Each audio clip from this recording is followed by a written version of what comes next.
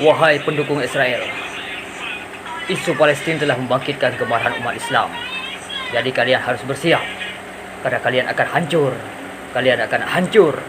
Kalian akan hancur lebur. Hancur kalian. Dilimde Allah, zikrimde Allah, fikrimde Allah, aklımda Allah, aşkımda Allah, aslımda Allah, kanımda Allah. Hasbi Rabbi Cellallah, ma fi kalbi gayrullah.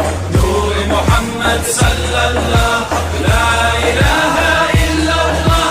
Hasbi Rabbi Cellallah, ma fi kalbi gayrullah. Nur Muhammed sallallahu, la ilahe. على عهدي على ديني على أرض تلاقيني أنا لأهلي أنا فديهم أنا دمي